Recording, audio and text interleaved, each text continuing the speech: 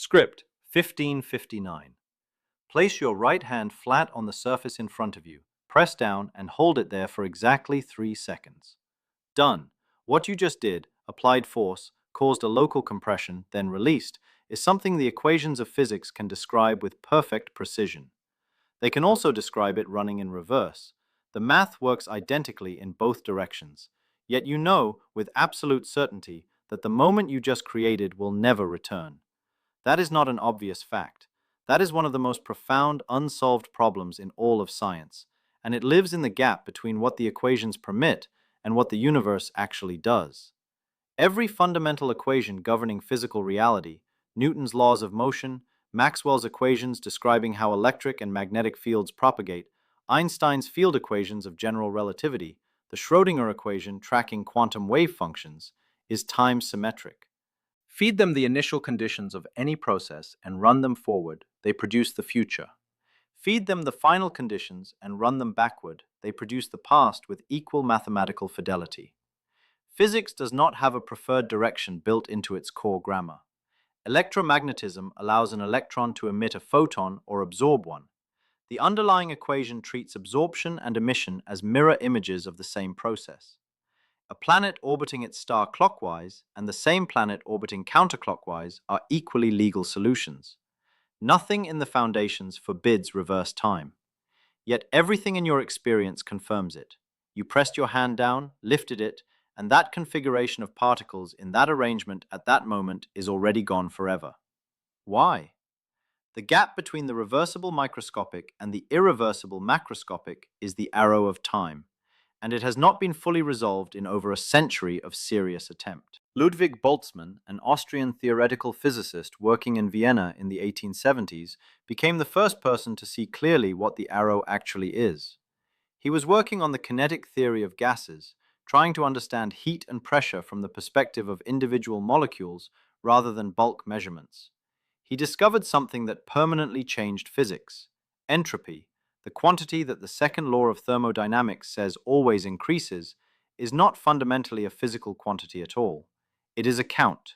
Specifically, it is the logarithm of the number of distinct microscopic arrangements of a system's constituent particles that would all look identical from the outside. Boltzmann expressed this as S equals K times log W, where S is entropy, W is the number of microstates, the number of specific particle arrangements consistent with the observable macrostate, and K is Boltzmann's constant, 1.38 times 10 to the negative 23rd joules per Kelvin, the conversion factor between the molecular world and the thermodynamic one. This equation is carved into Boltzmann's tombstone in Vienna's central cemetery because it is that important. What the equation says is this: entropy is high when there are many ways to arrange the microscopic parts and still get the same macroscopic result. Entropy is low when only a narrow range of arrangements produce the observed macrostate. A glass of water with an ice cube has lower entropy than the same glass of uniformly warm water, not because the warm state is messier in some aesthetic sense, but because there are vastly more arrangements of water molecules that produce uniform warmth than there are arrangements that produce a cold crystalline structure floating in liquid. Vastly more is an understatement so severe it borders on absurdity. The ratio is not 10 to 1 or 1,000,000 to 1. It is numbers so large that writing them out would require more digits than there are atoms in the observable universe. When Boltzmann counted microstates, he revealed why the second law holds without being a fundamental law in the way gravity is. It holds because disorder is not a rule, but a statistical inevitability. A system evolves toward higher entropy states simply because there are incomparably more of them. The universe is not forbidden from producing spontaneous order. It is just playing against odds so astronomical that the waiting time for a significant spontaneous decrease in entropy in a macroscopic system exceeds the current age of the universe by factors that dwarf that age. Your coffee cools. Your room fills with the smell of anything you open. Ink dropped into water spreads. None of these processes are forbidden in reverse. All of them are so statistically overwhelmed in the forward direction that reversal is effectively impossible at human scales. This is the second law.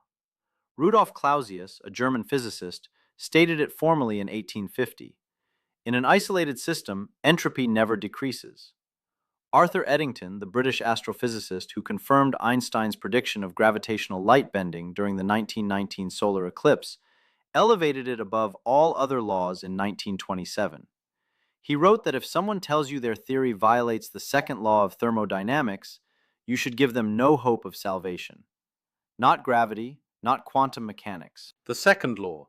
He named the experiential consequence of it the arrow of time.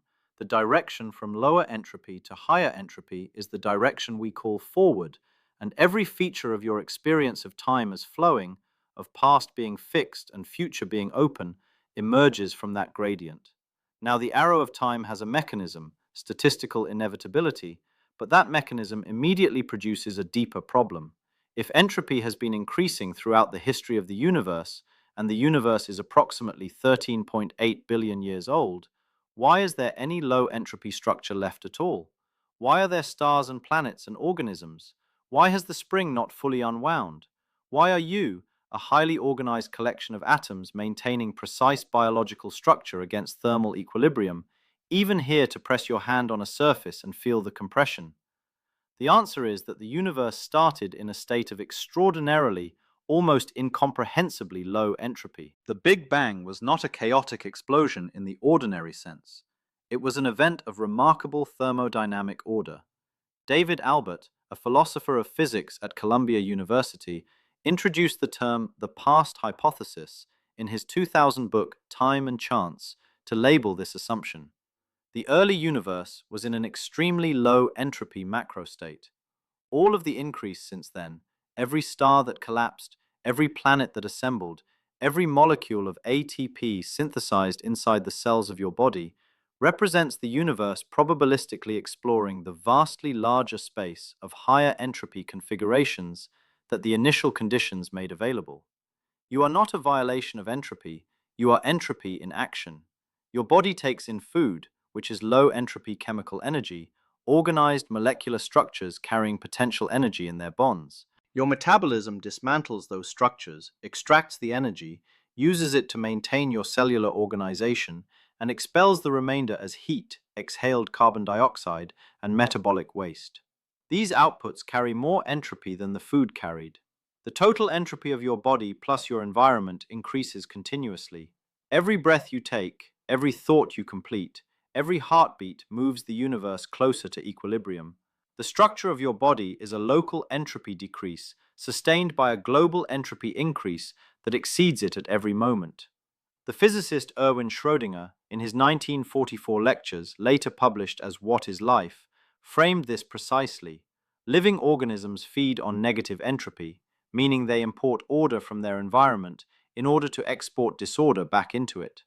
The technical term for what you are is a dissipative structure, a pattern maintained far from thermodynamic equilibrium by a continuous throughput of low entropy energy. The sun is the original source of that low entropy energy for almost all life on Earth. The sun radiates photons because nuclear fusion in its core is converting 4 hydrogen nuclei into 1 helium nucleus, releasing energy and producing entropy inside the sun. The photons that reach Earth are relatively few and energetic, low entropy. Earth absorbs them, uses them to drive photosynthesis and weather and ocean currents, and radiates the energy back into space as many more infrared photons of lower energy each, higher entropy. The entire biosphere is an entropy processing machine running on the sun's gradient. You are a downstream consequence of a nuclear reaction 150 million kilometers away, and you are possible only because that reaction is not yet in equilibrium. Roger Penrose, the British mathematical physicist and Nobel laureate, pressed the question of the initial low entropy further than almost anyone else. In his 1989 book, The Emperor's New Mind, and more extensively in subsequent work, Penrose argued that the low entropy of the early universe is specifically gravitational in character. In a universe with gravity, the lowest entropy state is not a uniform distribution of matter, it is the opposite. Uniformly distributed matter has enormous gravitational potential, and gravity is an attractive force constantly pulling matter toward clumping. A smooth, uniform early universe is, from a gravitational standpoint, an extremely ordered, low entropy configuration because gravity has not yet done its work. As the universe ages, gravity pulls matter into stars, stars into galaxies, matter into black holes, and entropy increases. Penrose quantified the current entropy of the observable universe at approximately 10 to the power of 104 times Boltzmann's constant, and he estimated that the maximum possible entropy, the state of gravitational heat death, is approximately 10 to the power of 123 times Boltzmann's constant. 10 to the 104 versus 10 to the 123. The difference between these two numbers is not merely large. The number 10 to the 123 is so much larger than 10 to the 104 that the gap between them exceeds any comparison from ordinary experience. We are, by this measure, cosmically early in the entropic history of the universe. The spring has barely begun to unwind. Almost all of the universe's current entropy is stored in supermassive black holes, which are the highest entropy objects physically possible because a black hole represents the maximum compression of information. Once matter crosses the event horizon, the external universe retains only the black hole's mass, charge, and angular momentum, regardless of what fell in. All other information is inaccessible. The entropy is enormous.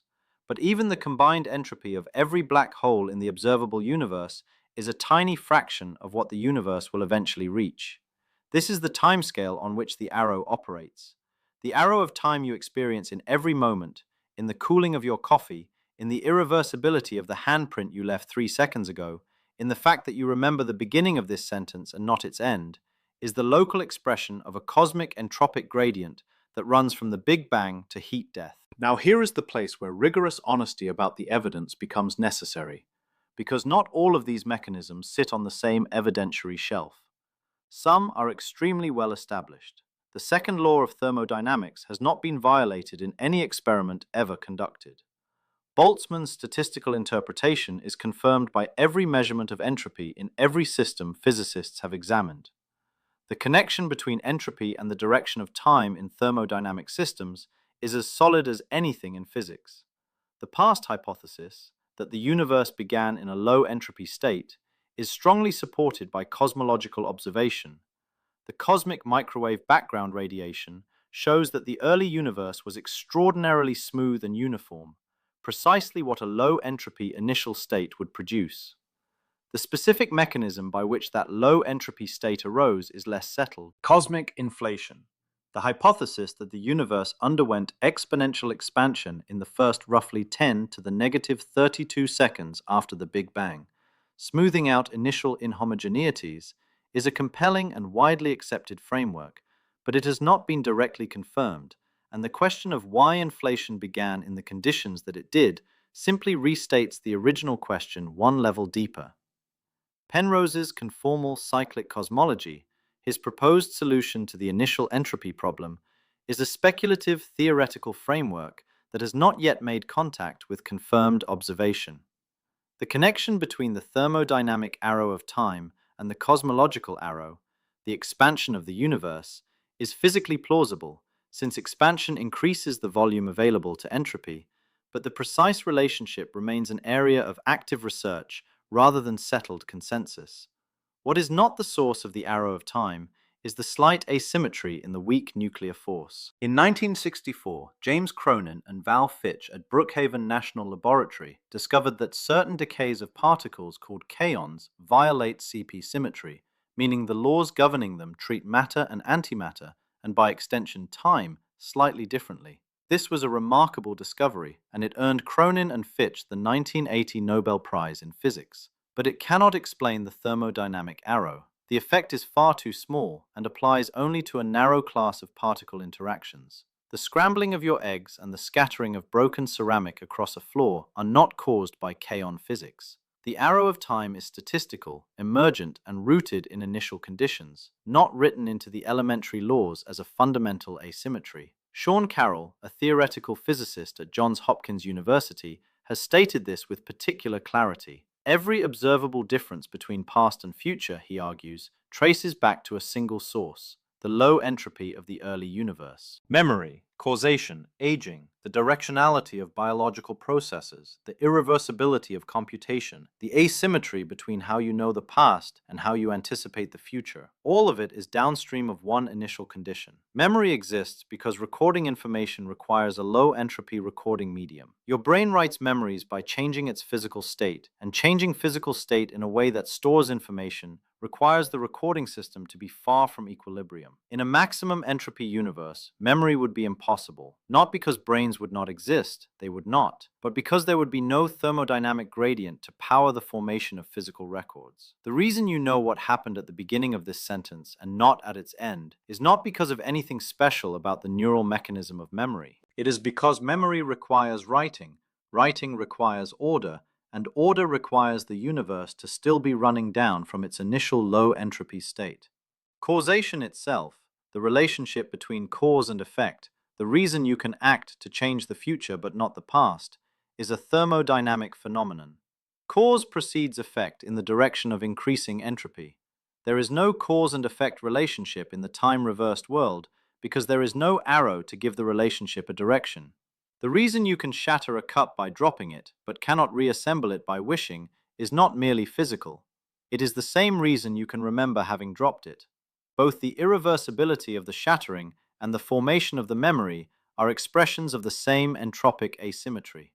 The pharmaceutical and industrial parallel here is precise and worth dwelling on. The entire refrigeration and air conditioning industry, worth over $200 billion globally, exists to do one thing: temporarily reverse entropy locally by moving heat from cold reservoirs to warm ones, which requires external energy input to overcome the natural statistical flow. Your body performs an identical thermodynamic operation in every cell, every second, using the molecular machinery of the sodium-potassium ATPase pump, the electron transport chain, and dozens of other proteins that maintain concentration gradients and electrical potentials against the entropic tide. The billions of dollars spent on industrial refrigeration and the metabolic cost of every calorie you consume are both payments for the same service: local order purchased at the cost of global disorder.